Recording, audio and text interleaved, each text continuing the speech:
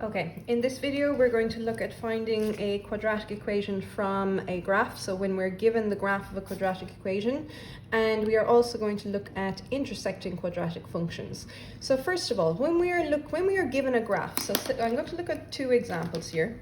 So if we look at a normal quadratic graph, and we'll look at the information that we're given on it. So in this quadratic graph we are given the x coordinates of where it crosses the x-axis. So it crosses the x-axis at 4 and -2, and it crosses the y-axis at -3. All right. Now, when we're examining a graph like this, remember all our quadratic equations are going to be in the format y equals ax squared plus bx plus c. If we know where it crosses the y-axis, then straight away we know that c is equal to -3, all right? So the other thing we have to do is find out our a and our b, and in order to find out a and b, we're going to use the information here. So we know that the graph cuts the x-axis at x is equal to -2 and x is equal to 4.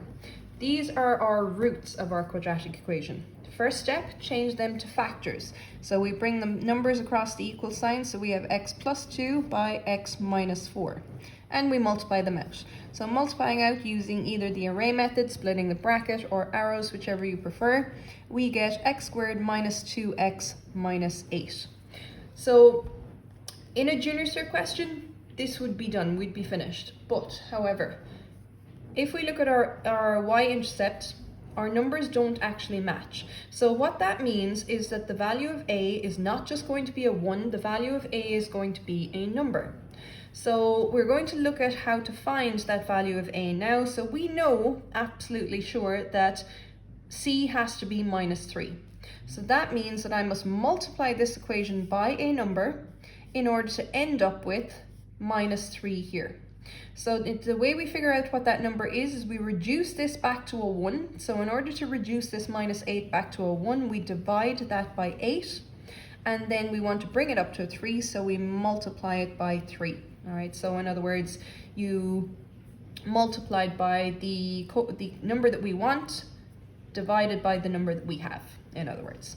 So if we multiply the entire equation by 3/8, we have 3/8 x squared minus 3/8 by 2 is 3/4 x minus 3. We know that this is correct because it is a u-shaped function. It crosses the y-axis at -3, and if we were to solve this using the -b formula, if we let it equal to 0 and solve using -b, then we would find that our x-intercepts would be -2 and 4. So that is one type that we come across. Another type, so that was question 7b, by the way, on page 390.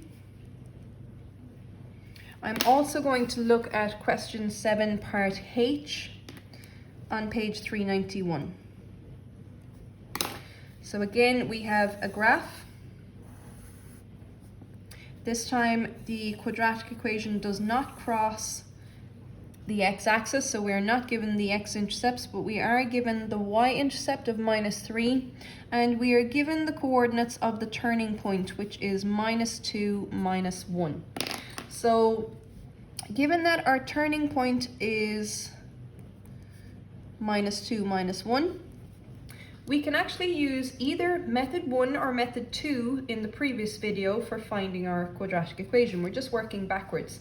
If we look at method 1, so remember, the x-coordinate of the turning point is -b over 2a. So in this case, -2 is equal to -b over 2a.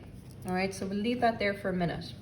We know that the y-intercept is -3, so we have y is equal to ax squared plus bx minus 3.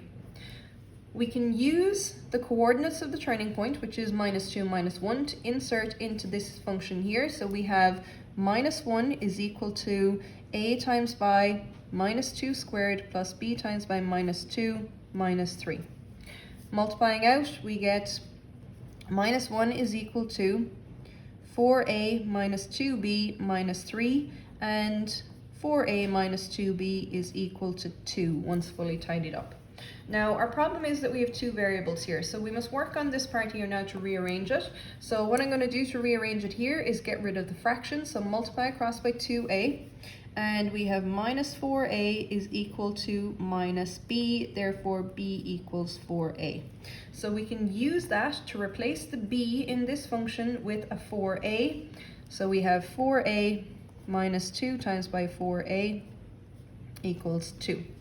2 times by 4a is 8a, 4a minus 8a is minus 4a is equal to 2, therefore a is equal to minus a half.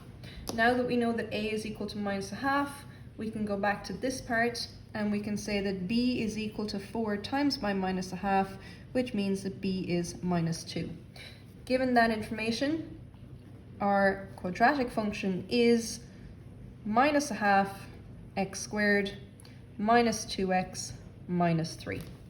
Alright, so that's the equation of our function. So that's using method number 1, the fact that the x-coordinate of the turning point is minus b over 2a. We can also use completing the square. So if we look at completing the square, we know the turning point is minus 2 minus 1, which means that we're looking at a times by x plus 2 to be squared minus 1. Now, when we multiply that out,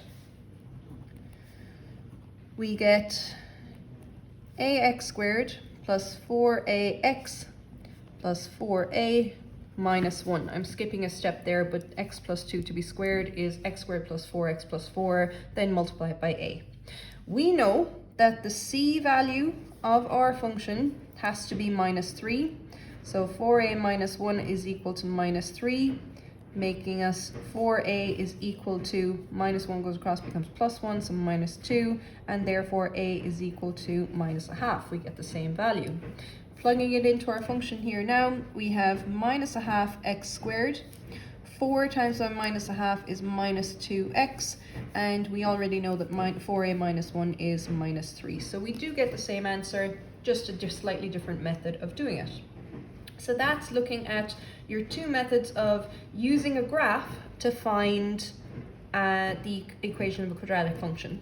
So following on from that, can you pause the video and attempt some of the questions, please, from question 7 on page 390 and 391. You can also do try the couple of questions in question 8 as well.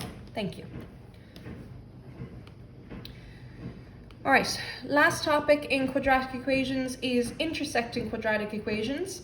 So we have two options here. We either draw them or we solve them algebraically. So I'm going to concentrate on page 396, question 10 as an example. So in page 326, question 10, we are given the question, the paths of two asteroids, Frog F and Grog G, are mapped onto a computer screen. The equations of their paths are given by f of x is equal to minus x squared plus 4x plus 8 and gx equals x squared minus 8x plus 26. We need to show that their paths intersect at one point and find this point. So if we were to draw the graph of these two functions, so we have our functions using table mode in your calculator, you input the information for your function, choose your x coordinates to start and finish from, and you choose your steps, and you are given a table of values. The table of values that I was given here, from when I put it into the table function, I went from minus 5 to plus 5, and I was given this information here. Once you look at the information, you can figure out pretty quickly, we're looking at this point here is our point of intersection, so you can figure out the section that you need to concentrate on drawing. So when we draw the functions, obviously f of x is a negative quadratic, which means that it's an n-shaped function like this, and gx is a positive quadratic, so u-shaped function, and it's pretty clear that the point of intersection is 311. Another method that we can use to solve this is solving it algebraically. So we simply let f of x equal g of x. So our minus x squared plus 4x plus 8 is equal to x squared minus 8x plus 26. Bring everything to one side, let it equal to 0, and solve. So what I've done here is I've divided across by minus 2 to leave us our quadratic function, factorize it, or use the minus b, either or, and we come up with x is equal to 3 as our solution. To find the y coordinate then, simply sub it back into one of the functions here.